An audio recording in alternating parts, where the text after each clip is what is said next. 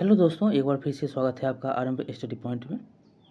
आज हम पढ़ने वाले हैं हिस्ट्री का यह छठा अध्याय है क्लास 6 का, जो कि बिहार सरकार के द्वारा जो बुक चलाया जाता है वो किताब आपको पढ़ना है। बिहार बीपीएससी के द्वारा जो है लिया जाने वाला टीचर का एग्ज़ाम बहुत ही इम्पोर्टेंट यहाँ से क्वेश्चन आपसे पूछे जाएंगे, बनता भी है क्वेश्चन। और हिस्ट्री जो है बहुत ही इम्पोर्टेंट सब्जेक्ट भी है हर कंपटीशन एग्ज़ाम के लिए।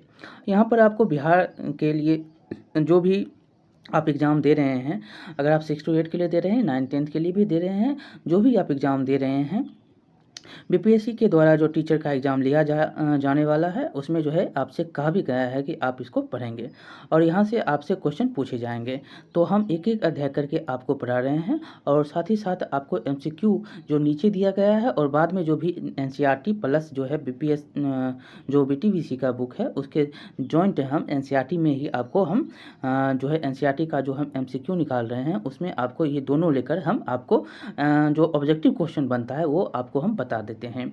तो ऑब्जेक्टिव क्वेश्चन के लिए एमसीक्यू जो है आपको हम वो भी करवा रहे हैं और ये जो है आपको हम थ्योरी भी बताते हुए पढ़ाते हुए जा रहे हैं। तो आप इसको लाइक करेंगे, शेयर करेंगे जितना हो सके और सब्सक्राइब भी करना नहीं भूलेंगे। हम शुरू करेंगे अब अध्याय 6 जो कि क्लास 6 का हिस्ट्री है आपका। तो चलिए शुरू करते हैं। लिखा गया है कि याद कीजिए एक ऐसी कहानी जो आपके नाना नानी या दादा दादी ने आपको सुनाई हो। उनसे पूछिए कि यह कहानी उनको जो है किसने सुनाई। क्या आप स्वयं भी अपने बच्चों को यह कहानी सुनाएंगे। लिखा गया है कि हड़प्पा सभ्यता के नगरों के पतन के समय लगभग आज से 3700 वर्ष पहले एक अलग भाषा बोलने वाले लोग पश्चिमोत्तर भारत में बसने लगे। कहाँ पर? पश्चिमोत्तर भारत, जो आप ये जो क्षेत्र है ये पश्चिम का है, यहाँ पर लोग बसने लगे थे। इन लोगों की पहचान सामाजिक, आर्थिक, राजनीतिक, धार्मिक स्तर पर एक विशिष्ट समूह के रूप में की जाती है। इनके बारे में हमें साहित्यिक एवं कुछ पुरातात्विक स्रोतों के माध्यम से जानकारी मिलती है। इन स्रोतों में वेदों का विशेष महत्व है। वेदों की संख्या कितनी है? तो 4 है। बहुत बार क्वेश्चन ये पूछे जाते हैं। वेदों की संख्या कितना है? पहला ऋग्वेद, यजुर्वेद, सामवेद, अथर्ववेद। ये याद रखेंगे।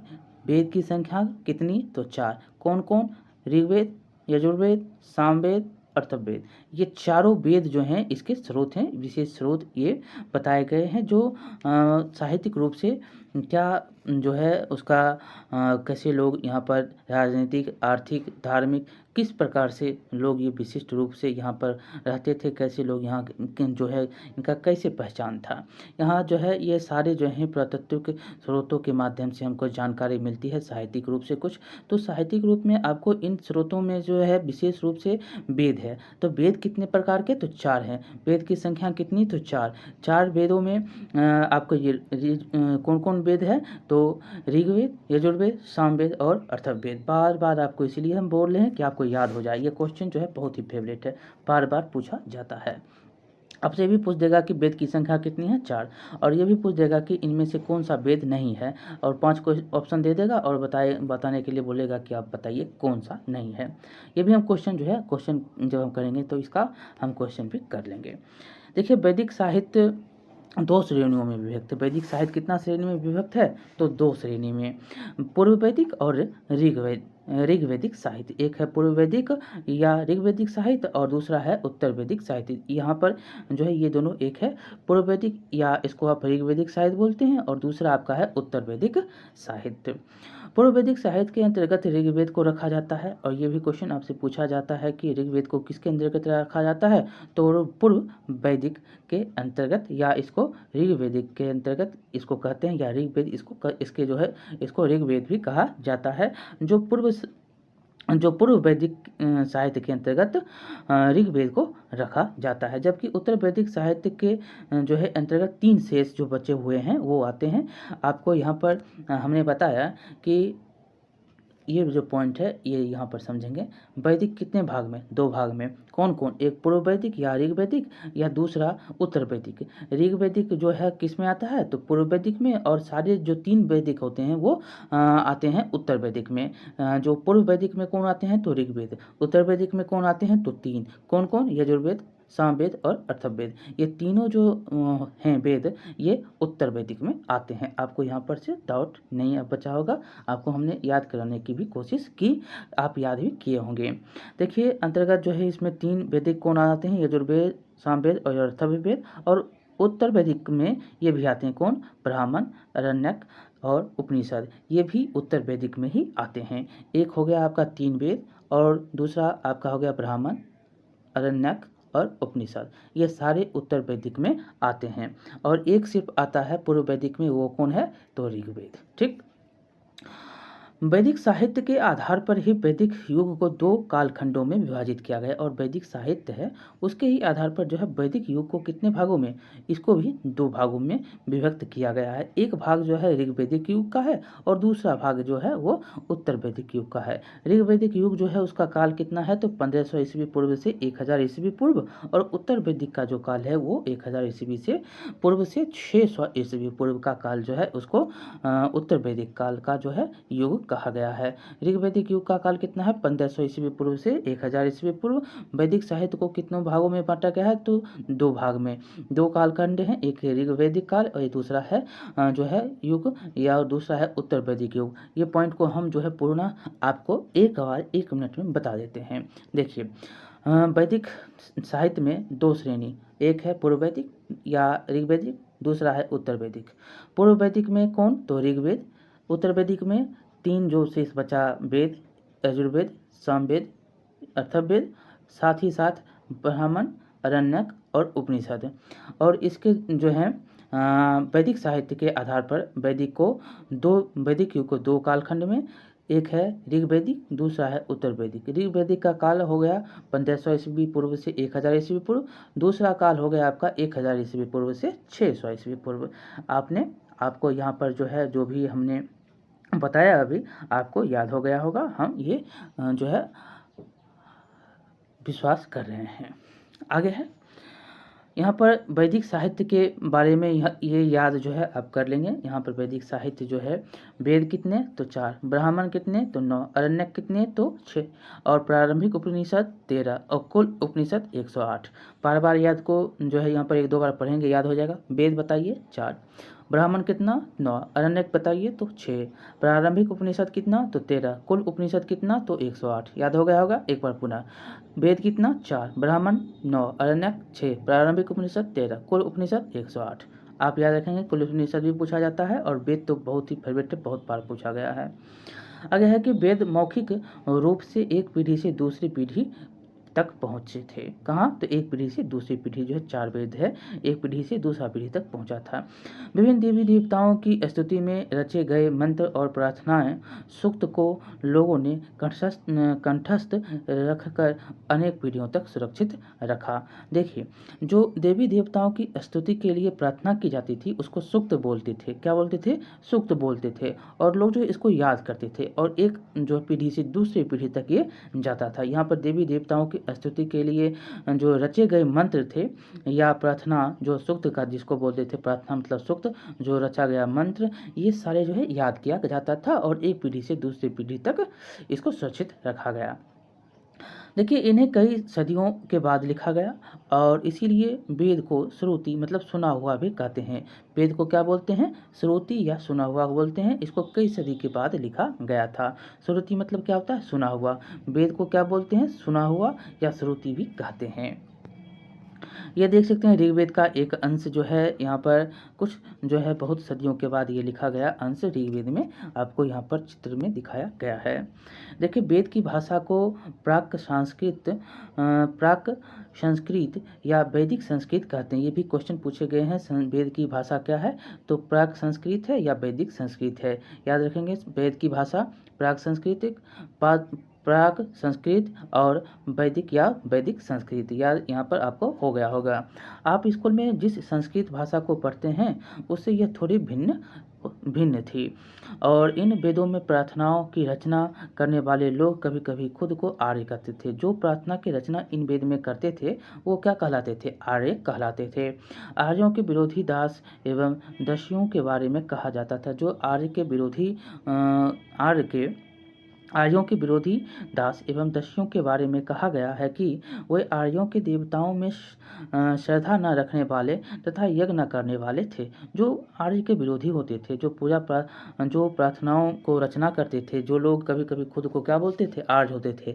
आर्य के जो विरोधी होते थे, जैसे दास हो गया, दस्यु हो गया, इनको जो है आर्यों के देवताओं की श्रद्धा न रखने वाले और योग न जो है यज्ञ ये नहीं करेंगे, ये इनको कहा जाता था। ये जो दास होते थे, दस्यु होते थे। अतः उन्हें आर्यों का बड़ा शत्रु बताया गया और इनको जो है आर्य का शत्रु माना गया है। इसलिए जो है इतिहासकारों का मानना है कि शायद यह दूसरी भाषा भी बोलते हों, और जो दास होते थे, दस्यु होते थे, ये दूसरी भाषा शायद बोलते थे। इतिहासकार ऐसे मानते हैं। अब देखिए आर्य कौन थे। तो आर्य शब्द का जो है अर्थ एक विशेष भाषा बोलने वाले व्यक्तियों के समूह हैं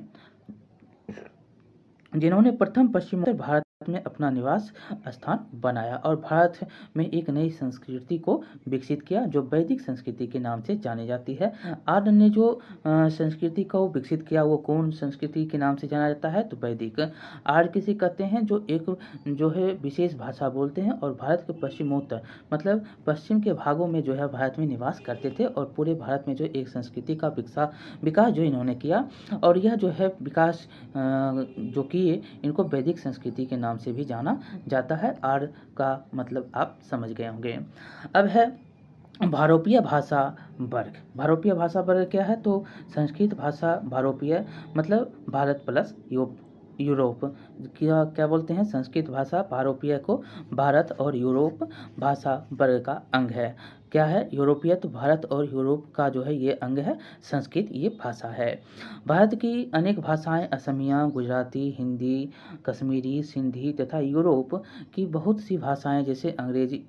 देखिए आप यहाँ पर भारत की भाषा को अगर कहेगा तो असमिया, गुजराती, कश्मीरी, हिंदी, सिंधी, और यूरोप का भाषा अगर बोलेगा तो अंग्रेजी, फ्रांसीसी, जर्मन, ग्रीक, जो यूनानी होता था, स्पेनिश आदि सभी जो है परिवार से जुड़ी हुई हैं। यूरोप की भाषा में आपको अंग्रेजी हो गया, फारसी, जर्मन, ग्रीक, यूनानी, स्पेनिश हो गया, और जब भारत की भाषा में आएंगे तो असमिया, गुजराती, हिंदी, कश्मीरी, सिंधी ये हो गए। इन्हें भाषा परिवार इसीलिए कहा जाता है क्योंकि उनके अनेक शब्द एक जैसे थे, इसीलिए जो है ये इनको भाषा परिवार कहा गया, क्योंकि इनके भी जो है शब्द जो थे एक जैसे बहुत सारे शब्द थे। उदाहरण के लिए देखिए, तो उदाहरण के लिए मातृ जो संस्कृत में कहते थे मातृ, माँ जो होता था वो हिंदी में, और मदर जो अंग्रेजी में, मेटर जो है जर्मनी में। ये सारे किसके उच्चारण हैं? माँ के। तो माँ मतलब माँ किसको किस किस भाषा में कहा जा रहा है? तो मातृ बोला जाता था संस्कृत में, माँ बोला जाता है हिंदी में, मदर बोला जाता है अंग्रेजी में, और मेटर बोला जाता है जर्मनी में। ये जो है उदाहरण कहा जाता है, इसीलिए इसको जो है भाषा परिवार कहा गया है। ठीक। अब आगे है कि विगत वर्षों में वैदिक युग से संबंधित पुरातात्विक प्रमाण भी मिले हैं। जो है विगत वर्षों में जो है पुरातात्विक प्रमाण भी यहाँ पर मिले हैं। जिन क्षेत्रों में आर्यों की संस्कृति का विकास हुआ वहाँ ऐसे लोग की बस्तियाँ थी जो पशुपालक और कृषक थे। क्या थे? जहाँ पर लोग रह रहे थे, वो संस्कृति जहाँ पर मिला है वहाँ पर लोग पशुपालक और कृषक लोग रहते थे, और खास प्रकार की मिट्टी के चित्रित घूसर रंग के बर्तनों का प्रयोग करते थे। और यहाँ पर जो है खास प्रकार के घूसर रंग का मिट्टी के बर्तन का प्रयोग किया जाता था। ये देख सकते हैं कि घूसर रंग है, और यहाँ पर रंग डिजाइन किए गए कुछ दिखाई दे रहे हैं। इसीलिए अब साहित्यिक और पुरातत्व दोनों ही स्रोतों के आधार पर आर्यों के विषय में जान सकते हैं। ये घूसर मृदभांड जो यहाँ पर दिख रहा है, मिट्टी का बर्तन। आर्यों का बसाव क्या है? तो वैदिक आर्य कई समूहों में भारत आए। ऋग्वेद में आर्य निवास स्थल के लिए सप्त सैंधव शब्द का प्रयोग किया गया है। ऋग्वेद में जो है आर्य निवास स्थान जो है उसके लिए किस शब्द का प्रयोग किया गया, तो सप्त सैंधव शब्द का प्रयोग किया गया है। जिसे आजकल हम पंजाब वर्तमान भौगोलिक स्थिति के अनुसार भारत और पाकिस्तान का जो पंजाब प्रांत है उसको हम कहते हैं, नाम से पुकारते हैं। जो सप्त सैंधव में कौन से आते हैं, तो पंजाब, जो आज के पंजाब और वर्तमान जो पंजाब है जिसमें जो है पाकिस्तान और भारत दोनों आता है वो प्रांत। उत्तर वैदिक युग में जो है सप्त सैंधव प्रदेश से पूर्व की ओर बढ़ते हुए आर्य लगभग पूरे गंगा यमुना दोआब क्षेत्र में बस गए। जो है जो है यहाँ वैदिक युग में, उत्तर वैदिक युग में जो है सप्त सैंधव कहाँ बसे, तो प्रदेश के पूर्व, जो ये आपका पश्चिम है तो यहाँ पर पूर्व जो है गंगा यमुना का दोआब जो क्षेत्र है यहाँ पर आकर वो बस गए। शतपथ ब्राह्मण जो उत्तर वैदिक युग का एक महत्वपूर्ण स्रोत है, से पता चलता है कि आर्यों का फैलाव उत्तर वैदिक युग में वर्तमान उत्तरी बिहार के गंडक नदी तक हो गया था। कब, ये जो उत्तर वैदिक युग में जो है एक महत्वपूर्ण आपका स्रोत क्या है, तो शतपथ ब्राह्मण। इससे क्या पता चलता है, तो आर्यों का जो फैलाव है जो उत्तर वैदिक युग में कहाँ तक, तो वर्तमान जो अभी उत्तरी बिहार है, जो आपको कहाँ पर मिलता है, तो उत्तरी बिहार आपको नेपाल के सटे हुए क्षेत्रों में, जो कि आपका मधुबनी हो गया, आपका पश्चिम चंपारण हो गया, ये सारे जो क्षेत्र हैं गंडक के बगल के क्षेत्र जो हैं, गंडक तक का जो क्षेत्र है वहाँ तक फैल गया था। ये जो है पॉइंट आपको याद रखना है। आर्यों का बसाव कैसे हुआ था, तो आर्यों का बसाव सप्त सैंधव जो कि पंजाब, दूसरा जो है ऋग्वेद में जो है आर्य निवास के लिए जो स्थान आपका दिख रहे हैं, प्रयोग जो आता है ऋग्वेद में सप्त सैंधव है, जिसको आज क्या बोलते हैं, पंजाब बोलते हैं। जो पंजाब पाकिस्तान और भारत का जो क्षेत्र है वो, और उत्तर वैदिक युग में जो है सप्त सैंधव प्रदेश में पूर्व की ओर बढ़ते हुए कहाँ पर गए थे, गंगा यमुना दोआब के क्षेत्र में। और शतपथ ब्राह्मण में आपको क्या मिलता है, तो इसमें जो है उत्तर वैदिक का एक महत्वपूर्ण ये स्रोत है। तो इसमें आपको क्या मिलता है, तो आर्य जो है उत्तर वैदिक आर्य का जो फैलाव है उत्तर वैदिक युग में वर्तमान बिहार के गंडक नदी तट तक हो गया था। अब देखिए सप्त सैंधव सिंधु एवं उसकी 5 सहायक नदियाँ, सिंधु एवं सप्त सैंधव जो है वो उसकी सहायक नदी, 5 सहायक नदी, एक है सतलज, ब्यास, झेलम, चिनाब, रावी तथा सरस्वती और दृष्टद्वंती नदियों का क्षेत्र, ये 7 टोटल हो गए। तो इस प्रकार से ये सप्त सैंधव हुए। और गंगा यमुना दोआब मतलब गंगा और यमुना के बीच के जो क्षेत्र होते हैं, नदी बीच के जो क्षेत्र है ये दोआब है। गंगा है, एक यमुना है, उसके बीच के जो क्षेत्र हैं ये क्षेत्र गंगा यमुना दोआब कहलाते हैं। ये आपको चित्र के अनुसार भी बताया गया है कि कहाँ पर सप्त सैंधव का जो है वैदिक युग में विस्तार, आपका प्रारंभिक वैदिक युग में भौगोलिक ये चित्र दिखाया गया है। ये जो चित्र आप जो देख रहे हैं ये पंजाब का क्षेत्र, ये यही जो है यहाँ पर सरस्वती और 5 नदी जो सिंधु के हैं, और यहाँ पर आपको जो ये दोआब जो दिख रहा है गंगा यमुना का दोआब, ये क्षेत्र में जो है वर्तमान आपको जो चित्र दिखाया गया है यहाँ पर इसी क्षेत्र में जो है वैदिक युग के भौगोलिक विस्तार यहाँ पर हुए थे। सरस्वती और दृष्टद्वंती नदी का विस्तार में सप्त सैंधव हो गया, और गंगा यमुना में दोआब जो हो गया गंगा यमुना के बीच के क्षेत्र को। अब है ऋग्वैदिक काल। तो अब हम पढ़ेंगे दो जो काल आप ऋग्वैदिक और उत्तर वैदिक काल के बारे में आपने ऊपर पढ़ा, उसके बारे में हम डिटेल से पढ़ेंगे, जानेंगे कि कैसे इसका विस्तार होता है, और उसके बाद जो है किस प्रकार से इसका काल आगे चलता है। तो हम चलिए शुरू करते हैं। यहाँ पर हम देख लेते हैं, उसके बाद हम पढ़ेंगे वैदिक कालीन शिक्षा कैसे, उसके बाद जो है शिक्षा प्रारंभ होती है, वैदिक काल में जो है शिक्षा कैसे दी जाती थी, ईमान गान के बारे में कुछ हम जानेंगे, और ये उसके बाद ये चैप्टर समाप्त होगा। अब हम चलिए शुरू करते हैं ऋग्वैदिक काल के बारे में। जो काल कितना से कितना था, तो 1500 से लेकर 1000 ईस्वी तक जो काल था, वो जो काल था वो काल था ऋग्वैदिक काल का। यहाँ पर है कि क्या आप किसी परिवार को जानते हैं जिनकी आर्थिक व्यवस्था पशुपालन से जुड़ी है। अब जो है उनसे पूछिए कि क्या उनकी धार्मिक मान्यता भी पशुपालन से जुड़ी है। आगे लिखा गया है कि ऋग्वेद से हमें पता चलता है कि जिनके पास अधिक गाय थी वह धनी माने जाते थे। वो क्या थे? धनी थे। जिनके पास ज़्यादा गाय होती थी वो धनी आदमी कहलाते थे, धनी लोग होते थे। और गाय को लेन देन का एक खास साधन माना जाता था। गायों को प्राप्त करने के लिए आर्यों का एक कबीले से दूसरे कबीले तथा पहले से रहने वाले लोगों के साथ अक्सर युद्ध हुआ करता था। गाय को प्राप्त करने के लिए एक कबीले से दूसरे कबीले के साथ जो है अक्सर युद्ध हुआ करता था। गौधन रक्षा करने के लिए एक सरदार या राजन का चुनाव किया जाता था। जो गौ मतलब गाय, धन मतलब धन, जो गाय के लिए रक्षा करने के लिए जो है एक चुनाव होता था सरदार या राजन का, जो बहादुर एवं कुशल योद्धा हो। ऋग्वैदिक राजन को किसी विशिष्ट भौगोलिक क्षेत्र का अस्थायी रूप से शासन करने वाला राजा नहीं माना जा सकता। ऋग्वैदिक में जो राजन होते थे, जो सरदार होते थे, वो किसी भौगोलिक क्षेत्र में जो है शासन करने के लिए नहीं माने जाते थे, वो राजा नहीं होते थे। क्योंकि राजनीतिक अवधारणाओं में क्षेत्रीयता को इंगित करने वाले शब्द जैसे जनपद, राष्ट्र, राज्य का उल्लेख कम ही मिलता है। यहाँ पर जो है आपको राजनीतिक अवधारणा में जो शब्द है वो यहाँ पर नहीं मिलते हैं, कम ही मिलते हैं, जैसे जनपद, राष्ट्र, राज्य हो गए ये सब।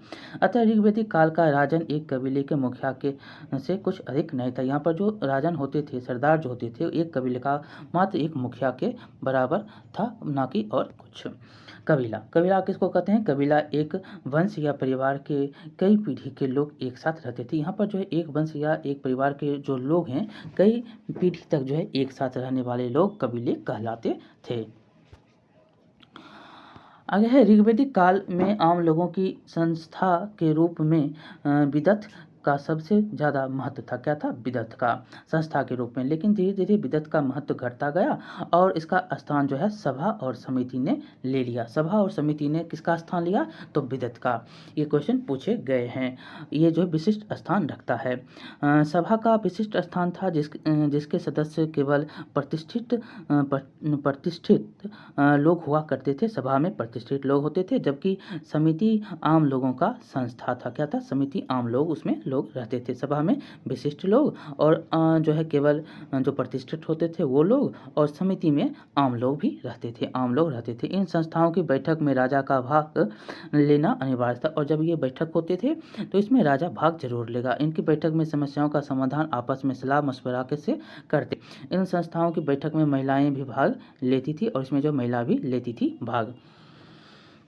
और जो है इन संस्थाओं में कबीले जन, जिसको कबीले मतलब जन के लोग युद्ध में प्राप्त धन का बंटवारा एवं राजा का चुनाव करते थे। जो इस संस्था में जो है कबीला जो होता था, जो जन होता था, जो लोग होते थे, वो युद्ध में जो प्राप्त हुआ धन था उसका बंटवारा और राजा का चुनाव करते थे।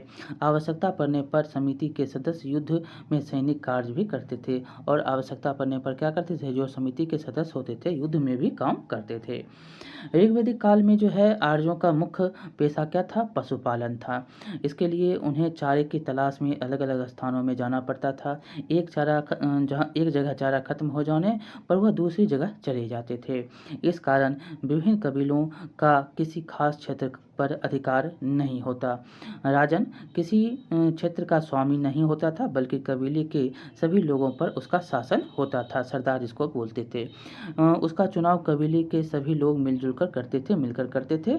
अस्थायी रूप से नहीं बसने के कारण वे खेती भी नहीं करते थे। हमने देखा कि खेती करने के लिए एक स्थान पर कम से कम कितना, तो 3 से 4 महीना आपको रहना पड़ता है। तभी फसल पककर तैयार हो जाती है। मगर हमें कुछ स्रोतों से पता चलता है कि जौ, जो इसको यब बोलते हैं, यब की खेती करते थे ये जो लोग होते थे। ये स्रोतों से हमको पता चलता है कि ये जौ, या इसको यब भी बोलते हैं, कि ये इसकी खेती करते थे। जौ की फसल आमतौर पर एक समय में तैयार हो जाती है। इस कारण इस फसल को उगाना उनके लिए आसान होता था। कुछ अन्य स्रोतों से हमें पता चलता है कि वे स्थानीय निवासियों, दास वस्तुओं से गेहूं आदि फसल प्राप्त करते थे, और जो वहाँ पर स्थानीय निवासी होते थे उनसे वो गेहूं खरीदते थे, प्राप्त करते थे। इन फसलों के बदले वो क्या देते थे, तो दूध, घी आदि वस्तुएं उन्हें देते थे, और उसका जो है गेहूँ लेते थे और दूध, घी जो वस्तुएं और थी वो उनको देते थे। गाय के अतिरिक्त जो है भेड़, बकरी एवं घोड़े पाले जाते थे। पशुपालन की तुलना में कृषि का धंधा कम था, कृषि नहीं होता था, जबकि पशुपालन ज़्यादा होता था। क्योंकि ऋग्वेद में एक अनाज यव का उल्लेख है। क्या है? एक अनाज है, उसका यव, क्या नाम है उसका? यव नाम है, उसका उल्लेख है, जिनकी पहचान जौ के रूप में की जाती थी। किसका? तो जौ के रूप में यव का प्रयोग जो है किया जाता था। यव जो है उल्लेख मिलता है ऋग्वेद में, और यव का मतलब क्या आता है? जौ। जब हम शिल्प की ओर ध्यान देते हैं तो हमें ऋग्वेद में शिल्प कला का कम ही वर्णन मिलता है। वर्णित शिल्पकारों में चर्मकार, बढ़ई, धातु का काम करने वाले लोग, जिसको धातुकर्मी कहते हैं, तथा कुम्हार शामिल हैं। बढ़ई धातुकर्मी एवं रथकार की रथों के निर्माण में महत्वपूर्ण भूमिका निभाता था। कौन? तो बढ़ई निभाती भूमिका थी। और उसके बाद जो है घोड़े के से जुते हुए रथ, जो युद्ध में सफलता के लिए निर्णायक माने जाते थे। बुनाई जो था एक घरेलू शिल्प था, जो महिलाओं के द्वारा किया जाता था। लोग ये देख सकते हैं किस प्रकार से ये रथ जो है, ये रथ का जो निर्माण घोड़े, उसके बाद जो है रथ के निर्माण के लिए जो है बढ़ई का काम किया जाता था। बढ़ई लोग जो है काम करते थे। रथ का जो युद्ध के लिए बहुत ही निर्णायक होता था। आगे है कि लोगों का जीवन प्रकृति पर बहुत ही हद तक निर्भर था। ऋग्वेद में प्राकृतिक शक्तियों से जुड़े कई देवी देवताओं के सम्मान में मंत्र की रचना की गई है। ऋग्वेद में जो है बहुत ही देवी देवताओं के सम्मान के लिए जो है मंत्रों का जो है रचना किया गया है। इसमें आप याद रखेंगे, यहाँ से बहुत बार क्वेश्चन पूछे जाते हैं। ये याद पॉइंट जो है आपको करना पड़ेगा।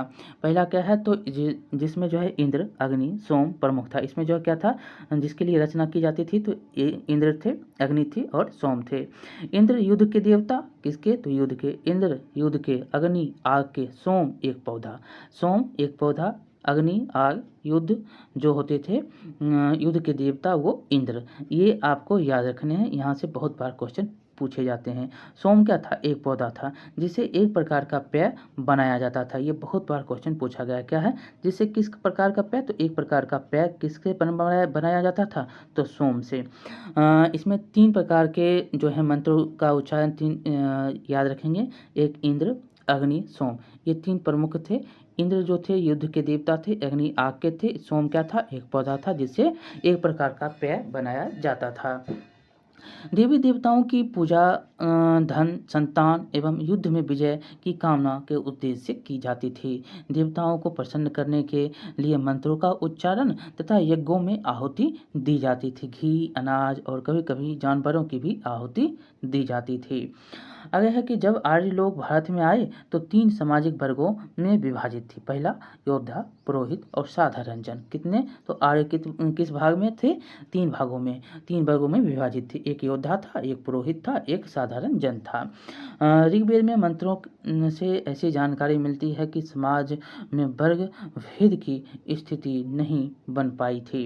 ऋग्वेद में पुरुष सूक्त में ब्राह्मण, राजन, दक्षिण क्षत्रिय या योद्धा जो ऋग्वेद में था वो ब्राह्मण कौन? तो पुरुष सूक्त में ब्राह्मण, और राजन जो होते थे वो क्षत्रिय या योद्धा, वैश्य एवं शूद्र, अर्थात 4 वर्गों में कल्पना की गई है। ऋग्वेद में कितने वर्गों में? तो 4 वर्गों में जो है। पुरुष सूक्त में ब्राह्मण पहला, राजन मतलब क्षत्रिय जो या योद्धा जो होता था दूसरा, वैश्य एवं शूद्र जो थे वैश्य, और वैश्य तीसरा, शूद्र चौथा। ये 4 वर्ण ऋग्वेद में आपको मिलते हैं। परंतु इस काल में वर्ण व्यवस्था स्थापित नहीं की हो सकी थी, लेकिन यहाँ पर जो है स्थापित वर्ण व्यवस्था नहीं हुआ था।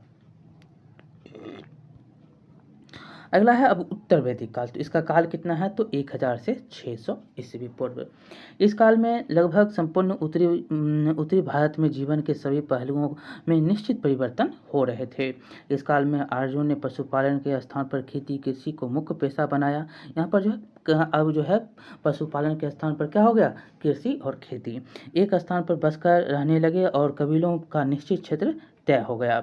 इस काल में उत्तरी भारत में लौह युग का आरंभ हो गया और उत्तरी भारत में जो है किस का आरंभ होता है, तो लौह युग का। लौह तकनीक का प्रयोग आरंभ में युद्ध के अस्त्रों के लिए और फिर धीरे धीरे कृषि एवं अन्य आर्थिक कार्यों में होने लगा।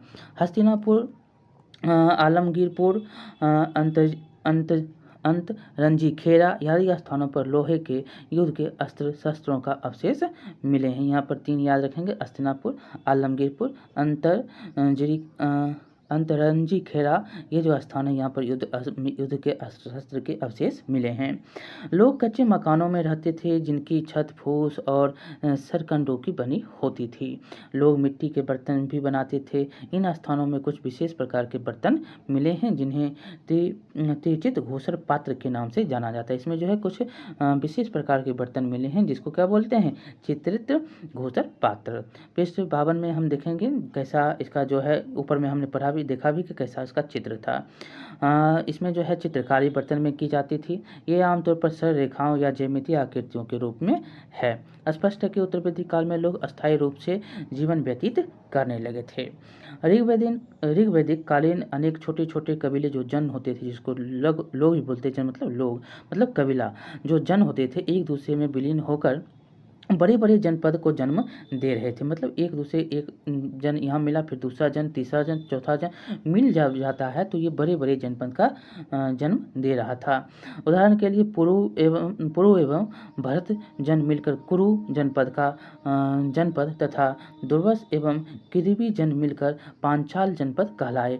कुरु और पांचाल कैसे कहलाए, तो पुरु एवं भरत जब मिल गए तो ये कुरु कहलाए, मिलकर जो है कुरु बनता है, जनपद बनता है। और दुर्वस और किरीबी जब जन मिल जाता है तब यह पांचाल जनपद कहलाता था। जनपद क्या होता था, जन क्या होता है, तो जन होता है जो कबीला का जो है छोटा छोटा जो है लोग रहते थे, वो जो है एक अब साथ मिल कर रहने लगे, तो ये जनपद हो गया। क्या हो गया, जनपद। कबीला के बारे में आपने पढ़ा, कबीला मतलब जन, और एक दूसरे से ये जब विलीन हो गया तो ये जनपद कहलाया। जैसे कि कुरु और भरत जब मिल गया तो ये कुरु कहलाया और कुरु जनपद कहलाया, और दुर्वस और किरबी जब मिल गया तो ये पांचाल जनपद कहलाए। इस काल में कुछ लोग बड़े बड़े यज्ञों का आयोजन कर राजा के रूप में प्रतिष्ठित हुए। जो यज्ञ करते थे वो राजा कहलाते थे। अश्वमेध यज्ञ एक ऐसा ही आयोजन था। इसमें एक घोड़े को राजा के लोगों को रेख में स्वतंत्र रूप से विचरण करने के लिए छोड़ दिया गया। यदि कोई दूसरा राजा इस घोड़े को रोकता है तो उसे अश्वमेध यज्ञ करने वाले राजाओं के साथ क्या युद्ध करना पड़ता था। अगर किसी क्षेत्र से घोड़े को जाने दिया जाता था तो इसका मतलब था कि अश्वमेध यज्ञ करने वाले राजा जो है उससे ज़्यादा शक्तिशाली था। यज्ञ के अवसर पर राजा की विजयों तथा अन्य गुणों का गान किया जाता था। ये महायज्ञों को करने वाले राजा अब जन के राजा होकर जनपदों के राजा माने जाने लगे। जो पहले राजा होते थे वो क्या थे, सरदार थे, कबीला का सरदार, जिसको राजा बोलता था लोग। अब वो क्या हो गए, जो जनपद कहलाया, जो छोटे छोटे जन से मिलकर बना वो जनपद कहलाया। अब वो जो हो गए, अब क्या, अब हो गए उस जनपद के राजा। पहले जन था, जन से बना जनपद। अब जनपद पहले उसमें सरदार या राजा होता था जो उसका जो मुखिया के रूप में काम होता था।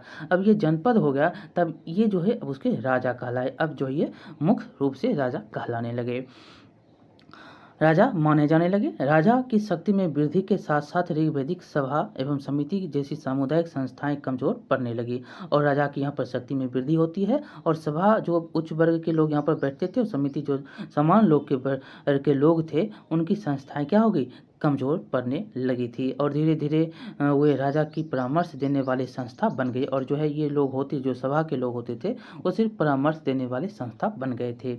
ऋग्वैदिक काल में राजा को बलि के रूप में स्वेच्छा से प्राप्त होने वाला नजराना या उपहार इस काल में अनिवार्य कर में बदल दिया गया। और यहाँ पर जो पहले वहाँ पर बलि के रूप में स्वेच्छा रूप से दिया जाता था, अब यहाँ पर जो है अनिवार्य जो है कर में बदल दिया गया। आपको कर देना पड़ेगा। यहाँ पर नजराना उपहार अब नहीं, बल्कि अब जो है इस काल में आपको कर देना पड़ेगा। अब देखिए उपहार एवं नजराना क्या था, तो जहाँ कर नियमित ढंग से इकट्ठे किए जाते थे, जो महीने में या सप्ताह में कर लिए जाते थे, वहीं नजराना जो है अनियमित रूप से जब भी संभव हो इकट्ठा किया जाता था।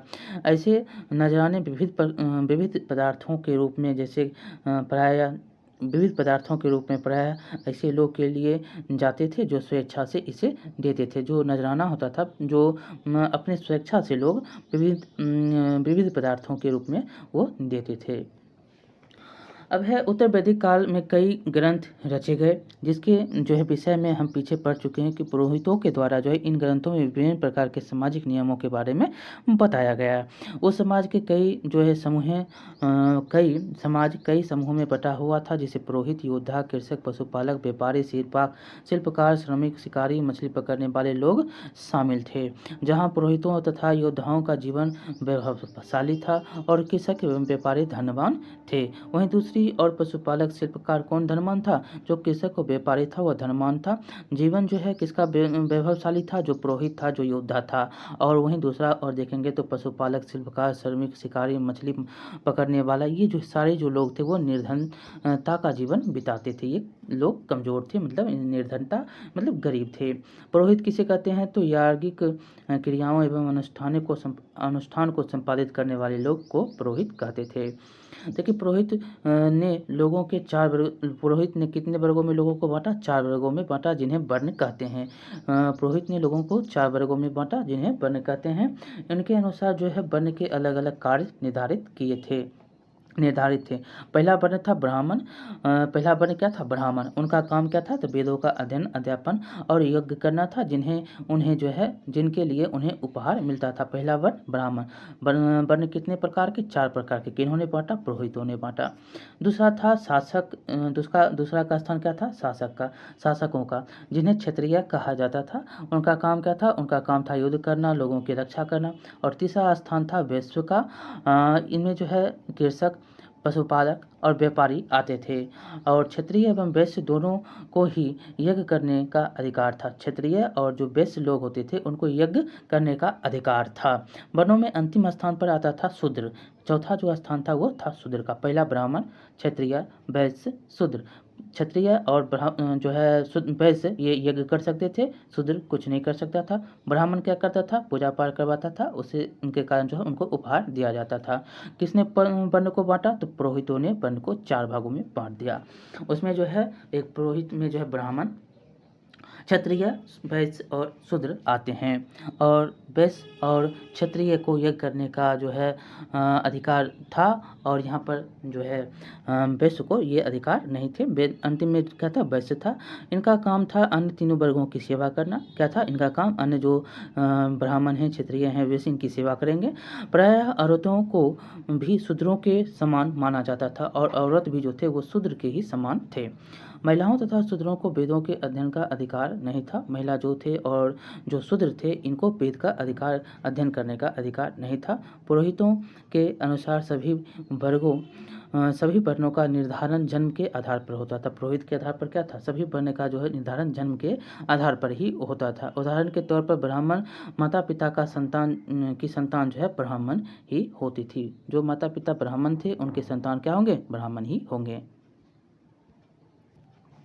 आगे है कि उत्तर वैदिक काल में कृषि लोगों का प्रमुख धंधा था। क्या था, कृषि प्रमुख धंधा। जंगलों को जलाकर या कुल्हाड़ी से काटकर भूमि को खेती योग्य बनाया जाता था। लोहे के फार से गहरी खुदाई करना संभव हो गया था। कृषि कार्य में प्रयुक्त होने वाले तरीकों जो जुताई, बुआई, कटाई, ओसाई आदि की जानकारी लोगों को थी। वे धान, गेहूँ, जौ, दालें, गन्ना, कपास, तिल, सरसों जैसी फसलें उगाते थे। उत्तर वैदिक काल में धर्म की 2 धाराएं दिखाई पड़ती है। एक का बल कर्म पर था, तो दूसरा जो है ज्ञान पर। एक का बल कर्म पर, दूसरा ज्ञान पर। रथ संबंधी क्रियाओं का जो है इस काल में बहुत विकास हुआ। राजा अश्वमेध, मेघ, वाजपेय, राजसूय जैसे बड़े यज्ञ कराने लगे। कौन, तो अश्वमेध यज्ञ, वाजपेयी और राजसूय यज्ञ जो है कराने लगे। यांगिक क्रियाओं को कर्मकांड कहा जाता था। जो यज्ञ क्रिया जो होती थी उसको कर्मकांड कहते थे। यज्ञ का संपादन करने में पुरोहित की आवश्यकता होती थी। ये पुरोहित यजुर्वेद में वर्णित विधियों के अनुसार यज्ञ का आयोजन करके यो देवताओं को प्रसन्न करते थे। किसी वेद में तो यजुर्वेद का जो है ये पुरोहित जो थे वर्णित जो विधि होता था उसके अनुसार ही वो देवताओं को प्रसन्न करने की आयोजन करते थे। इनका जो है इसका उद्देश्य कृषि उत्पादन को बढ़ाना एवं वैदिक जनों पर अपना प्रभुत्व स्थापित करना था। जो यज्ञ करने का जो उद्देश्य होता था कृषि उत्पादन को बढ़ाना, वैदिक जनों का जो है अपना प्रभुत्व बढ़ाना, ये होता था। धार्मिक जीवन की दूसरी धारा जो थी वो उपनिषदों के अद्वैत सिद्धांतों को देखने को मिलती है। जो उपनिषद का जो अद्वैत सिद्धांत है उसको देखने को मिलता है। उपनिषदों में जो है आत्मा, परमात्मा और मृत्यु जैसे गूढ़ विषयों के रहस्य जानने का प्रयत्न किया गया। आत्मा और परमात्मा के जो बारे में जानने का इसमें प्रयत्न किया गया। ये असमय किसी जो है ये घोड़ा छोड़ा गया है और पीछे से सैनिक हैं। अब है कि वैदिक कालिक शिक्षा कैसा था। तो वैदिक काल में शिक्षा मौखिक रूप से दी जाती थी। कैसा, तो शिक्षा जो है वैदिक काल में मौखिक रूप से आपको बोल दिया वही शिक्षा। शिक्षार्थियों से वेदों के मूल पाठ को कंठस्थ करवाया जाता था। इसके लिए जो उन्हें वैदिक मंत्रों को सरल उच्चारण सिखाया जाता था। वेदों के अलावा गणित एवं व्याकरण की शिक्षा दी जाती थी। शिक्षा के लिए विद्यार्थियों को गुरु के आश्रम में 12 वर्ष तक रहना पड़ता था। कितने, 12 वर्ष के लिए गणित व्याकरण की शिक्षा, मंत्र को रटाना, सरल उच्चारण जो है यहाँ पर सिखाना, मौखिक रूप से शिक्षा प्रदान यहाँ पर वैदिक कालीन किया जाता था। यहाँ पर देख सकते हैं कि गुरु शिष्य परंपरा एक झलक जो दिखाया गया है। यहाँ पर 12 वर्षों तक के लिए वो जो है रहते थे गुरु आश्रम में। ये चित्र आप देख सकते हैं किस प्रकार से गुरु जो है शिक्षा बच्चों को दे रहे हैं। आगे है आज से हजारों वर्ष पहले की बात है। भारत में आज की तरह पाठशालाएं नहीं थी। छात्र गुरु के आश्रम में रहकर शिक्षा प्राप्त करते थे। आश्रम वनों में होते थे और ऋषि मुनि शिष्यों को शिक्षा देते थे। ऐसा ही एक आश्रम आमोद धौम ऋषि का था। किसका, आमोद धौम ऋषि का। यह आश्रम शिक्षा दीक्षा के लिए दूर दूर तक प्रसिद्ध था। कौन थे, आमोद धौम ऋषि। विद्यार्थी यहाँ रहकर विद्या प्राप्त करते थे। वे गुरु जी के घर का काम भी करते थे। आमोद धौम के पास जो है धान का एक खेत था। दूध इसी की उपज से आश्रम का काम चलता था। विद्यार्थी बारी बारी से खेती का काम करते थे। ऋषि के शिष्यों में एक था आरोनी। क्या नाम था, आरोनी। एक दिन खेत का काम करने की बारी उसकी थी। उसी दिन वर्षा हो रही थी। क्या हो रही थी, उस दिन वर्षा हो रही थी। गुरुजी ने आरोनी से कहा, बस जाओ, जाकर देखो कि कहीं पानी खेत की मेड़ ना तोड़ दे। आरोनी खेत पर पहुंचा। आरोनी ने देखा कि एक जगह पर खेत की मेड़ से पानी रिस रहा था। उसने मेड़ पर मिट्टी और कंकड़ पत्थर डालकर पानी को रोकने की कोशिश की। फिर भी मेड़ की दरार जो है चौड़ी होती जाएगी। फिर भी जो है मेड़ क्या हुआ, चौड़ा होता हुआ चला गया। उसके बाद क्या है, मेड़ जो है चौड़ा होती गई। उसकी चिंता बढ़ गई। वह तुरंत खेत में पड़ी दरार के मुहाने पर लेट गया। खेत में से पानी निकलना बंद हो गया। ठंड के कारण उसका शरीर शिथिल पड़ने लगा था। रात हो गई थी। आरोनी के अभी तक न आने से गुरुजी व्याकुल हो उठे। गुरुजी अपने 4-5 शिष्यों के साथ आरोनी को ढूंढते खेत पर पहुंचे। खेत के चारों ओर घना अंधेरा था। आरोनी को कहीं नहीं देखकर उनकी चिंता बढ़ गई। वे जोर से चिल्लाए, बेटा आरोनी, बेटा आरोनी। आरोनी ने गुरुजी की आवाज़ पहचान कर बड़ी कठिनाई से बोल सका, गुरुजी मैं यहाँ हूँ। गुरुजी जल्दी से वहाँ पहुँचे। गुरुजी ने आरोनी को देखा और अचंभे में रह गए। उन्होंने आरोनी को उठाया और सीने से लगा लिया। ऐसा था गुरु भक्त आरोनी। बड़ा होकर यही आरोनी वेदों और शास्त्रों का बहुत बड़ा ज्ञाता बना और उद्दालक ऋषि के नाम से प्रसिद्ध हुआ। यहाँ पर देख सकते हैं आपको पुरातात्विक, पुरास्थल और नवपाषाणिक और महापाषाणिक और आधुनिक गांव और आधुनिक नगर का चित्र जो है दिखाया गया है। आधुनिक नगर में मुंबई है, आधुनिक नगर में कोलकाता है और जो है आरंभिक गांव जो है ये इनाम गांव आरंभिक गांव के रूप है, और महापाषाणिक में आपको ब्रह्मगिरी है, और यहाँ पर आदि चन्नूर है, और नवपाषाणिक में आपको हल्लोर, यहाँ पर कोल्डिवा, महागढ़ा, चिरांद और दाऊजली हैंडिंग जो ये आपको त्रिपुरा की ओर दिख रहा है। यहाँ मेहरगढ़ में पाकिस्तान में आपको नवपाषाण काल, पुरापाषाण काल में कुरनूल का हो गया, हुंगशी हो गया, भीमबेटका हो गया, ये जो हैं सारे पुरापाषाण काल के चित्र में आपको जो है कहाँ पर भारत में है ये बताए गए हैं। ताम्रपाषाण कालीन के जो है भारत के चित्र में दिखाए गए। अब है इनाम गांव एक ताम्रपाषाण बस्ती। जिस समय भारतीय उपमहाद्वीप के उत्तर पश्चिम में वेदों की रचना हो रही थी, उस समय पश्चिम भारत में एक अलग समाज एवं संस्कृति का विकास हो रहा था। मानचित्र में इनाम गांव की पहचान करें। इनाम गांव महाराष्ट्र राज्य में घोर नदी के तट पर स्थित एक ताम्रपाषाण बस्ती है। बहुत बार क्वेश्चन ये पूछा गया है। ये घोर नदी को याद रखेंगे, महाराष्ट्र याद रखेंगे, और यह जो है ताम्रपाषाण बस्ती के नाम से जाना जाता है। घोर नदी के तट पर स्थित ताम्रपाषाण बस्ती इनाम गांव महाराष्ट्र राज्य में है। इस जगह पर 3600 से 2700 साल 1600 ईस्वी पूर्व से 700 ईस्वी पूर्व लोग जो है रहते थे, जो वैदिक आर्यों के समकालीन थे। इस पुरास्थल की खुदाई से पत्थर के अलावा तांबा धातु के बने औजार एवं उपकरण प्राप्त हुए हैं। यहाँ पर याद रखेंगे आपको, ये जो क्षेत्र जो है पश्चिम भारत का क्षेत्र है। यहाँ पर ये जो क्षेत्र है ये पश्चिम भारत है। आगे है, इनाम गांव के लोग मिट्टी की बनी झोपड़ियों में रहते थे, जिनकी छतें फूस की बनी होती थी, जिसे गारे से ढक दिया जाता था। यहाँ के लोग नारंगी रंग से रंगे मिट्टी के बर्तनों का उपयोग करते थे, जिन पर काले रंग की ज्यामितीय आकृतियाँ होती थी। इनाम गांव के लोग जौ, गेहूँ, मटर, मसूर, धान की खेती करते थे। गाय, बैल, भेड़, बकरी, कुत्ता, घोड़ा आदि उनके पालतू पशु थे। खुदाई में इन पशुओं की हड्डियां प्राप्त हुई हैं। कई हड्डियां पर कटे निशान से यह अंदाजा लगाया जाता है कि अंदाजा जो लगाया जा सकता है कि लोग इन्हें खाते थे।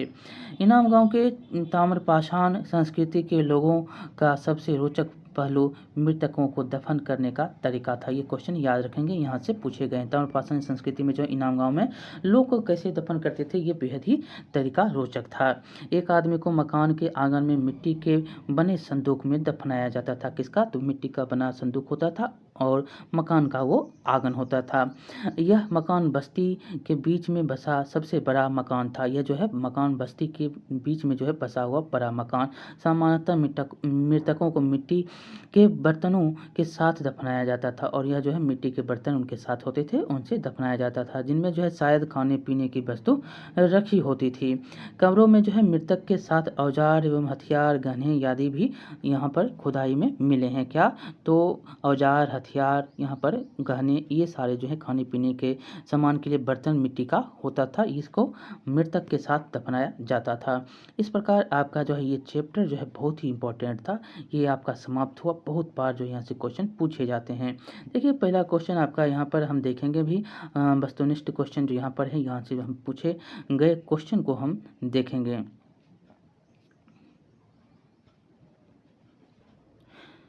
देखिए पहला क्वेश्चन आपका क्या है? पहला क्वेश्चन है वेदों की कुल संख्या कितनी? आपको पहले भी आपको हमने बताया कि वेद याद रखेंगे कितना संख्या है, तो 3, 4, 5, 8। तो आप याद रखे होंगे कि कितना वेद है, तो 4। ऋग्वेद, सामवेद, यजुर्वेद और अथर्ववेद, ये जो है चारों वेद हैं। यहाँ पर है पुरुष सूक्त किस वेद में है? पुरुष सूक्त जो है किस वेद में आपको है? तो ये जो है ऋग वेद में। किस वेद में? तो ऋग वेद में पुरुष सूक्त आपको मिलता है। ग नंबर क्वेश्चन है कि ऋग्वैदिक काल का जो है प्रमुख व्यवसाय क्या था? तो ऋग्वैदिक काल का प्रमुख व्यवसाय कृषि, शिल्प, उद्योग और पशुपालन क्या था? तो पशुपालन जो है यहाँ पर ऋग वैदिक काल में जो है मुख्य व्यवसाय जो था वो क्या था, यहाँ पर मुख्य व्यवसाय कृषि। ऋग वैदिक काल में मुख्य रूप से जो व्यवसाय लोग करते थे, कृषि का व्यवसाय करते थे। और यहाँ पर है अगला कि इनाम गांव किस राज्य में है, तो यह है महाराष्ट्र में। कहाँ पर है, तो महाराष्ट्र में ये इनाम गांव महाराष्ट्र में है। अगला क्वेश्चन खाली स्थान को भी हम भर देते हैं। खाली स्थान है कि खाली स्थान में पहला क्वेश्चन, आर्यों का विस्तार बिहार के डैश नदी, तो गंडक नदी तक था। सबसे प्राचीन वेद कौन है, तो ऋग वेद है। ऋग्वैदिक आर्य डैश अनाज पैदा करते थे, तो वो यव मतलब यव जौ होता था, जौ को ये पैदा करते थे, यव जिसको बोलते हैं। और चौथा नंबर है कि इनाम गांव डैश बस्ती है। इनाम गांव जो है ताम्रपाषाण बस्ती है। और रा नंबर है कि वैदिक कबीले के प्रधान को डैश कहा जाता था, तो इसको सरदार कहते थे। तो इस प्रकार आपका जो है ये चैप्टर आपका समाप्त होता है। यहाँ पर हाँ या ना है तो इसको भी हम कर ही लेते हैं। यहाँ पर है कि ऋग्वैदिक आर्य पशुपालन करते थे, तो यहाँ पर पशुपालन जो है ये ऋग्वैदिक आर्य थे, पशुपालन भी करते थे। आर्यों के जीवन, दूसरा क्वेश्चन, आर्यों के जीवन में गाय और घोड़े का महत्वपूर्ण स्थान था, तो गाय और घोड़े का भी बहुत ही महत्वपूर्ण स्थान था। और गा नंबर है वैदिक जो है क्षेत्र तमिलनाडु तक विस्तृत था, तो ये जो है नहीं, तमिलनाडु तक विस्तृत नहीं था। आर्य लोग जो है ये गंगा यमुना के क्षेत्र की ओर था। तो आर्य लोग नगरों में निवास करते थे, आर्य लोग कहाँ पे, नगर में निवास नहीं करते थे। इनाम गांव के लोग मृतकों को जला देते थे, तो इनाम गांव के लोग जो है मृतक को जला देते थे। तो यहाँ पर जो है इनाम गांव के लोग, अभी आपने पढ़ा कि मृतक को वो क्या करते थे, यहाँ पर देखिए आपको आंसर मिल जाएगा। जो मृतक होते थे उनको क्या करते थे, दफनाते थे। और जो है मिट्टी में जो है ये देख सकते हैं कि मिट्टी में जो है बंद करके उनको दफना दिया जाता था। यहाँ पर हमने सारे क्वेश्चन को कर लिया। यहाँ पर देखेंगे एक क्वेश्चन जो है कुछ गड़बड़, हाँ, तो ये ऋग्वैदिक काल का जो है प्रमुख व्यवसाय जो था वो क्या था, पशुपालन। लोग जो पशुपालन बहुत ज़्यादा करते थे, कृषि उसमें जो है उतना नहीं होता था। लोग जो है एक स्थान से दूसरे स्थान जाते थे, इसीलिए जो है पशुपालन करते थे। और जो है वहाँ पर जाते जाते वो गेहूँ ले लेते थे, और साथ में जो है वो क्या दे देते थे, तो वो दे देते थे आपको जो है जो दूध मक्खन होता था वो दे दिया करते थे। तो इस प्रकार आपका चैप्टर जो है समाप्त होता है। एक मिनट रुक जाओ, एक मिनट। यहाँ पर जो है आपका चैप्टर समाप्त होता है। आपको यह चैप्टर कैसा लगा बताएंगे, लाइक करेंगे, शेयर करेंगे और सब्सक्राइब करना नहीं भूलेंगे। मिलते हैं अगले वीडियो में अगले चैप्टर के साथ। आपको हमने MCQ भी यहाँ पर करवा दिया। आपको यह कैसा लगा बताएंगे, जितना हो सके उतना आप इसको शेयर करेंगे। बहुत बहुत धन्यवाद। मिलते हैं अगले वीडियो में।